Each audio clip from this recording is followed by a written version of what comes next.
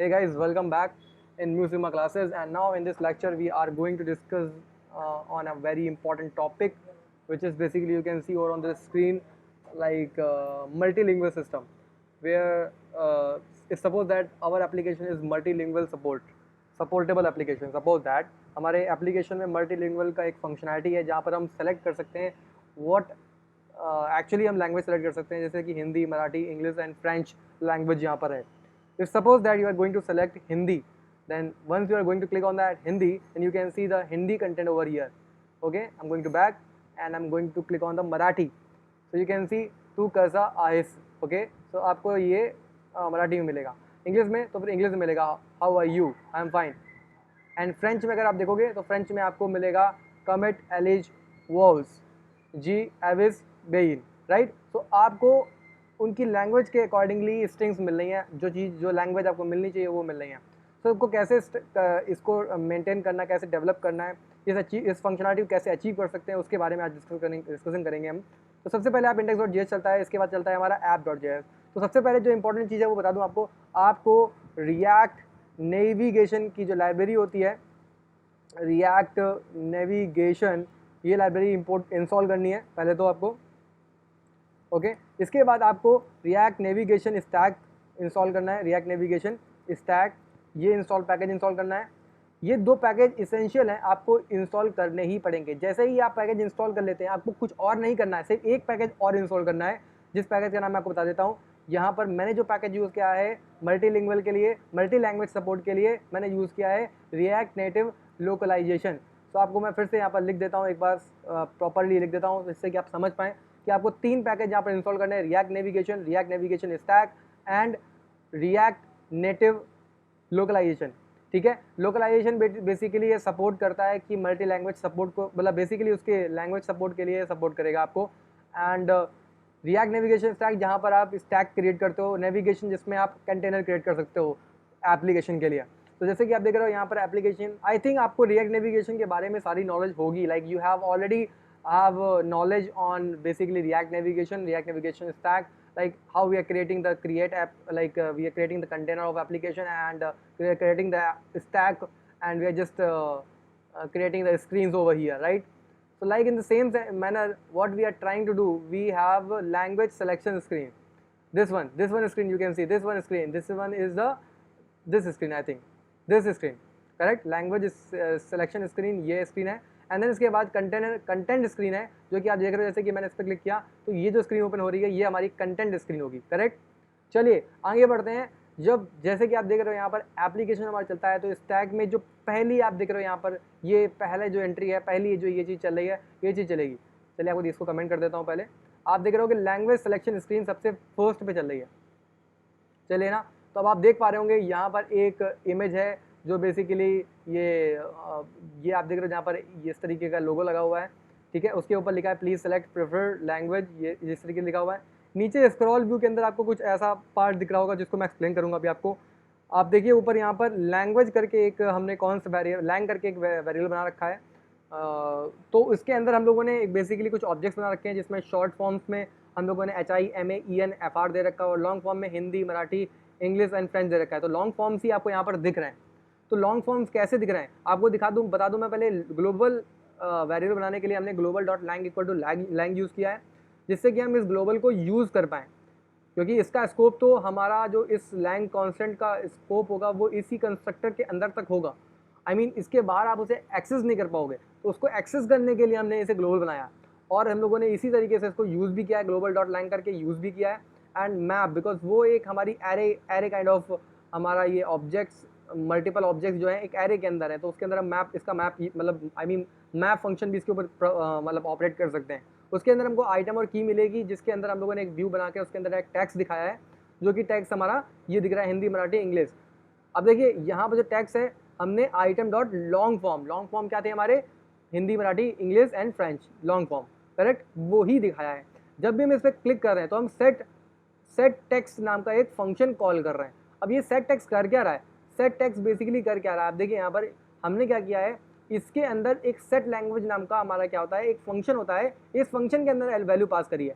अब मैं बता दूँ, हमने लाइब्रेरी जो यूज़ करी थी, उस लाइब्रेरी का सपोर्ट ये है हमारा कि string of language, basically string of language क्या है ये दिखा दूं आपको कि स्ट्रिंग लैंग्वेज हमारा ये है, जहाँ पे हम लोगों ने लोकलाइज्ड स्ट्रिंग जो कि हमारा रिएक्ट नेटिव लोकलाइजेशन के अंदर हमको मिलता है, उसके अंदर हमने उसको एक नया इंस्टेंस बनाकर उसके अंदर HIMAENFR इस तरीके की शॉर्ट ऑफ की जो हम लोगों ने वहाँ पर लिखी थी ऑब्जेक्ट्स के अंदर, जो की लिखी थी उसी की को फॉलो करते हुए हम लोगों ने बेसिकली यहाँ पर फर्स्ट सेकेंड करके इस तरीके से हम लोगों ने हिंदी के लिए हिंदी, फ्रेंच के लिए फ्रेंच, मराठी के लिए मराठी, इंग्लिश के लिए इंग्लिश कंटेंट लिख दिया है। अब हम कर क्या रहे हैं, आपको ये फाइल तो समझ में आ चुकी होगी मैंने किस तरीके से डिफाइन किया है। सो कंटेंट स्क्रीन के अंदर आप देखिए, सॉरी कंटेंट नहीं, लैंग्वेज सिलेक्शन स्क्रीन के अंदर देखिए आप, जैसे कि आप ये सेलेक्ट करोगे, सपोज मैं हिंदी सेलेक्ट करता हूँ, तो आप जब इसके अंदर क्लिक करोगे तो आपका ऑन प्रेस फंक्शन चलेगा। ऑन प्रेस फंक्शन ये function set text function call करेगा, शॉर्ट फॉर्म की जो की है HIMA जो EN इस तरीके की थी वो लेके जाएगा यहाँ से। तो सेट टेक्स्ट फंक्शन चलेगा। सेट टेक्स्ट फंक्शन क्या कर रहा है, पहले तो सेट कर रहा है वैल्यू सेट लैंग्वेज में, तो सेट लैंग्वेज में जो सेट लैंग्वेज होगी वो हमारी क्या हो जाएगी EN। सॉरी हिंदी के लिए क्या हो जाएगा HI हो जाएगा, HI होगा। इसके बाद हम लोगों ने क्या किया, इसके अंदर हम लोगों ने मतलब जब भी नेविगेशन कर रहे हैं तो हम लोगों ने एक्स्ट्रा पेलोड में एक की बनाई जेसन क्लिक्ड आइटम, और यहाँ पर वैल्यू में HI पास कर दिया हम लोगों ने। जो वैल्यू हम लोगों ने बेसिकली यहाँ पास किया था वो HI होगी ना जब अगर हम हिंदी सेलेक्ट करेंगे तो। सो इस तरीके से हमने इस की के अंदर हमने वो that value we are just passing in this only, ठीक है। और कंटेंट स्क्रीन पर हम नेविगेट कर जाते हैं, करेक्ट, ओके।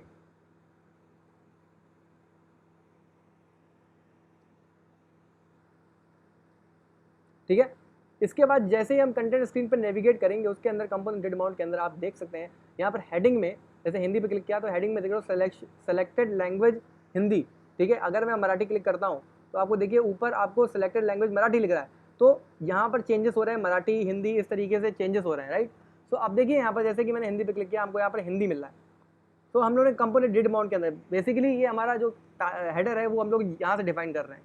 स्टैटिकली हम लोगों ने नेविगेशन ऑप्शन पास करके रखा है जिसके अंदर हम लोगों ने टाइटल डिफाइन किया है। तो गेट पैरम के अंदर टाइटल, तो बेसिकली हमारा टाइटल आ रहा होगा, वो टाइटल हमको यहाँ पर इस जगह मिल जाएगा रिटर्न में। अगर रिटर्न में टाइटल पास करेंगे तो हमें टाइटल वहाँ पर दिख जाएगा। जैसे सपोज दैट फॉर एग्जाम्पल अगर मैं यहाँ पास करूँ म्यू सिग्मा, तो अभी आप देखना यहाँ पर हमको कुछ और ही दिखेगा। जैसे कि अगर मैंने हिंदी पे नेविगेट किया,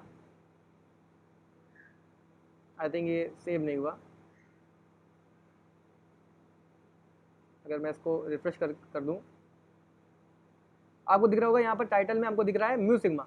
हर बार हर टैब से जब भी हम आएंगे तो हमको म्यू सिग्मा ही दिखेगा, ठीक है। अब उसको डायनेमिक करने के लिए हम लोगों ने सिर्फ इतना किया था कि नेविगेशन जब हम कर रहे थे, नेविगेशन के थ्रू जब भी हम टाइटल गेट पैरम में ले रहे थे, डिफॉल्ट टाइटल दिखा रहे थे डिफॉल्ट टाइटल में, अब हम दिखा रहे थे यहाँ पर जो टाइटल हमारे पास गेट पैरम के थ्रू नेविगेशन से लेके आ रहे थे वहाँ पर हम वो सिर्फ वो दिखा रहे थे टाइटल, ठीक है। अब हम बात करते हैं कंपोनेंट डेट अमाउंट के अंदर, वहाँ पर हम हेडिंग्स ये सब तो डिफाइन कर ही रहे हैं। जब कंपोनेंट डेट अमाउंट चल रहा है तो बेसिकली अगर हमको HI मिल रहा है तो सेलेक्टेड लैंग्वेज हिंदी दिखाना है, जैसे कि आपको दिख रहा था वहाँ पर, जैसे कि हमने HI के थ्रू आया था तो हिंदी आया था। अगर मैं हिंदी की जगह यहाँ पर म्यू सिग्मा कर दूँ, ठीक है, अब आपको देखना जब मैं हिंदी के थ्रू जाऊँगा HI उसको मिलेगा, जबकि हम जो की में पास कर ही रहे थे, यहाँ से हम ये स्कीम में हम पास कर रहे थे HI, तो जैसे ही हमको HI मिलता है ये कंपोनेंट डेट अमाउंट के अंदर इसे हेडिंग बना देता है। और हेडिंग में हमको गेट पैरम, जब हम हेडिंग दे ही रहे हैं इसमें, ये डिफाइन हम कर ही रहे हैं, तो इसका मतलब क्या है कि हमारे ये गेट पैरम टाइटल के अंदर ये हमको मिल जाएगा, करेक्ट। देखिए ये यहाँ पर आ गया दिस दैट क्या था यहाँ पर, दिस था, ठीक है। This dot props dot navigation set param हम कर रहे हैं यहाँ पर। सेट पैरम जैसे हमने टाइटल किया हेडिंग में, हेडिंग तो हमारा ये हमारा क्या हो गया, ये हम एक्स कर सकते हैं यहाँ से। तो हेडिंग के अंदर हम लोगों ने जब ये डिफाइन कर दिया है ऑलरेडी, तो हमको हेडिंग में टाइटल में हमको ये मिल जाएगा यहाँ पर।